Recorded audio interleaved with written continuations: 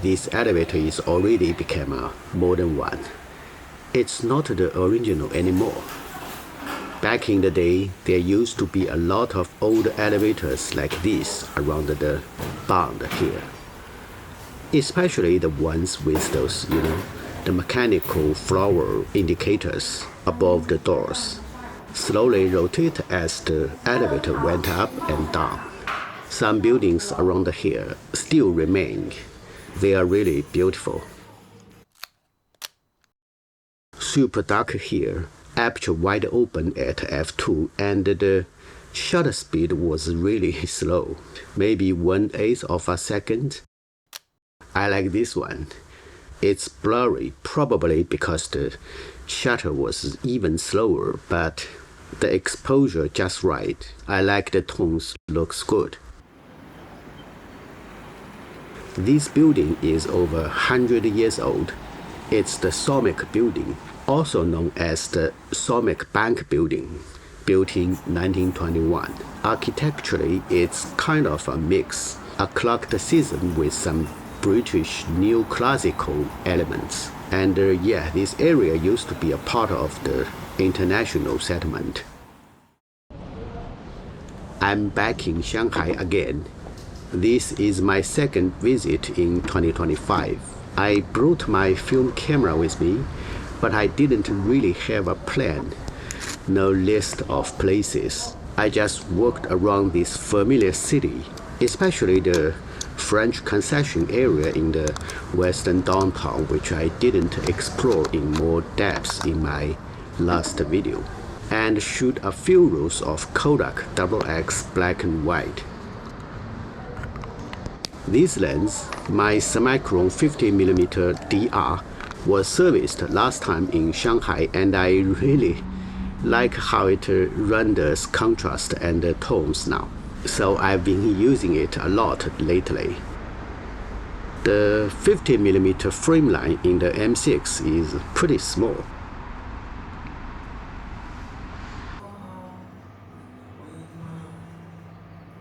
I started walking from the north side of the Suzhou Creek, then down Sichuan Road, heading toward Bund.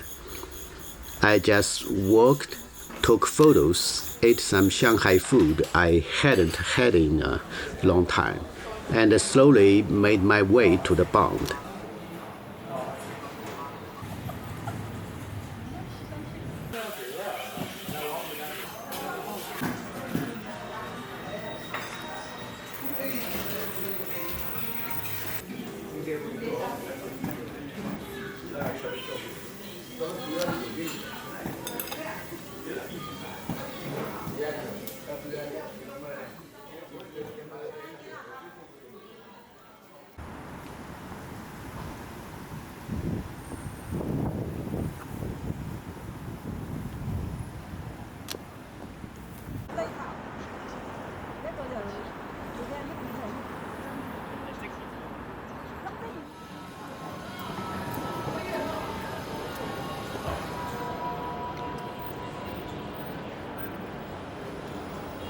The Somic building is right near the Bund, at the corner of Beijing Road and Sichuan Road.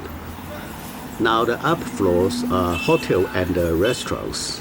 Eating on the balcony can be great, except one of the restaurants is the Xinjiang food, which I'm not really into.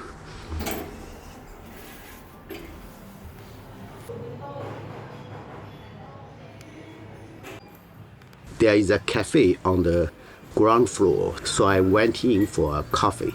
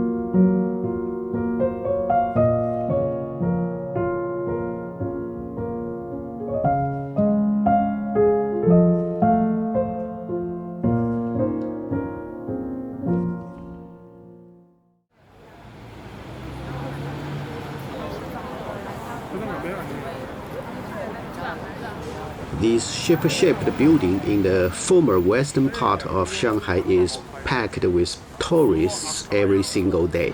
People come here to Daka, that means check-in. In Chinese, Daka used to mean clocking in at work. You know, punch a time card. Now it just means coming to a popular spot and proving you were here. These three-road intersection become famous because of the Wukong building.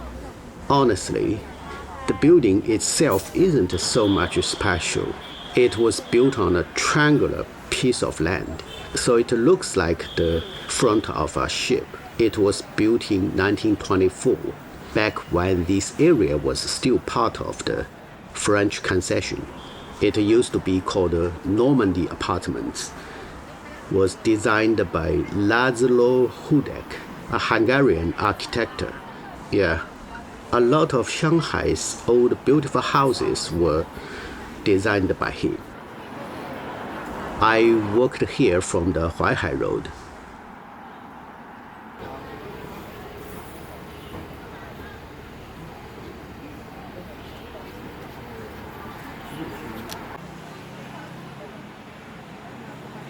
Once selfies became popular here, a new business showed up. People who take photos for tourists. There are probably, I don't know, like 50 of them walking around this intersection. They are not really professional photographers, I believe, just people who know how to take good photos. Wide-angle lens, flash on, get both the person and the building in the same frame. Every one of them carries an iPad, so they can edit the photos on the spot, show it to you, and send it right away. I was curious how much they charged. I asked one guy, a boy. He wouldn't tell me, so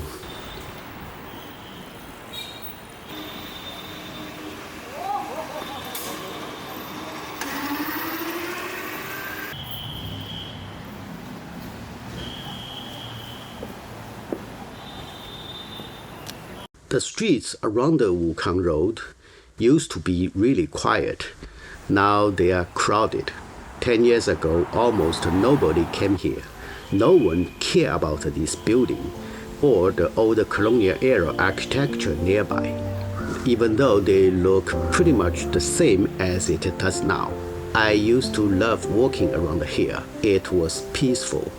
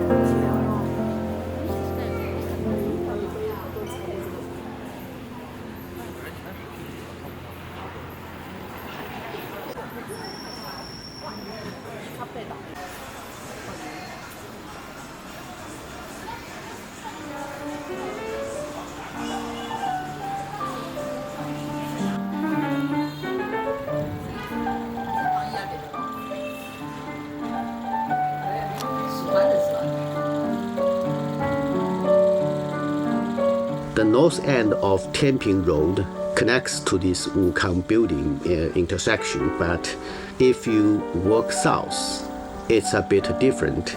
No crowds, no check-ins, just everyday life.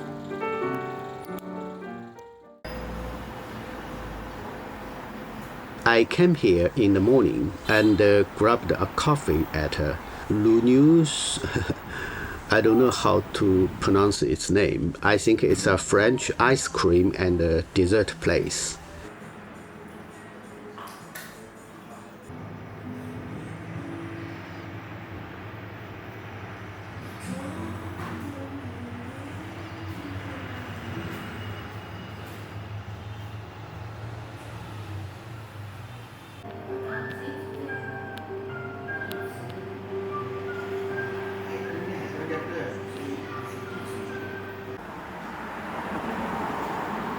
Walking further along the Tianping Road, I saw a community canteen.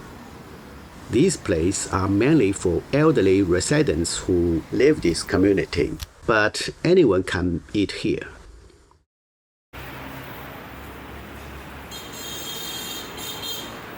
The food is cheap, and the locals tend to trust this government-run canteen more than a cheaper restaurant, especially when it comes to hygiene.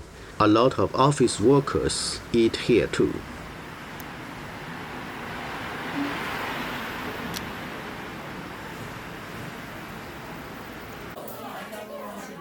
It was so crowded. That's usually a good sign, meaning the food is quite good.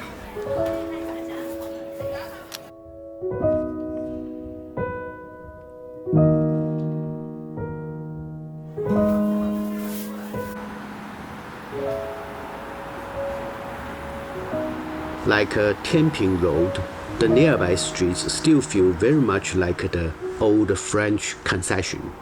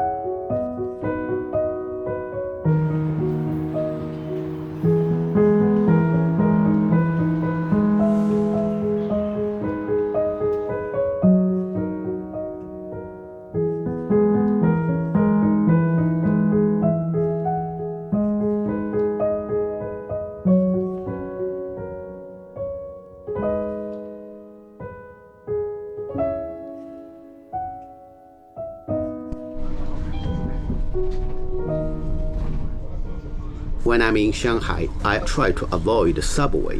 I'm carrying film, and every station has security checks. I have to take my camera and film out, put my bag through the X-ray machine. It's annoying. I hate that. So I prefer taking slower buses, fewer people, and I can just sit there, watch the city go by.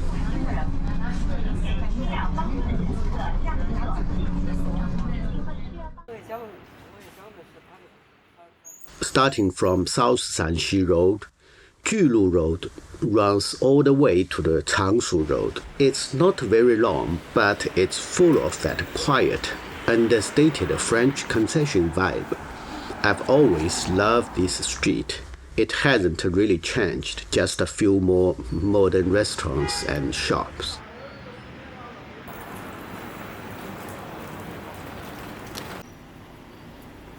Shanghai sometimes be called the monster city because I used to live this city, sometimes come back to me in flashes.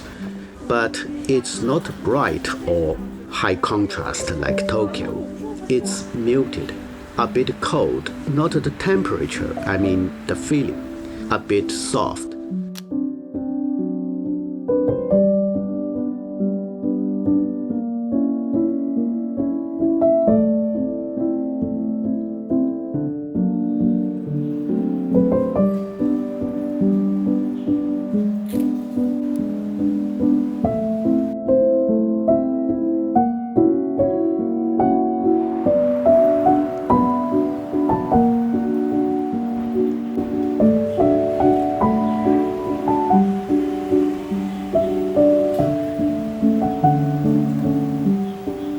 In autumn, sunlight filters through the plant trees, falling in broken patterns on the walls of these old buildings. On black and white film, it looks romantic, but the feeling isn't warm or cheerful. It's restrained, a little melancholic, soft. It reminds me of old Shanghai songs from the 1930s. 对，以前不是还有说法，什么金爪、黄毛啊，这些说法现在所有的鞋都能做到吗？对，基本上都能做到。哎，你看我们后面师傅也在拍他们这个现场拆卸的过程啊。哎，这个画面看起来很有食欲吧，师傅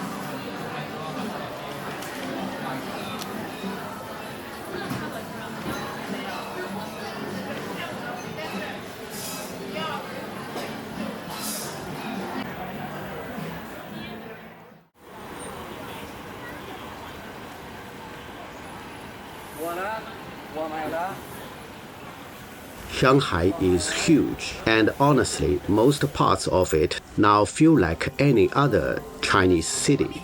But these former concession neighborhoods, built over 100 years ago, still hold on to their elegance. They remain the faded, graceful Shanghai that lives in my memory.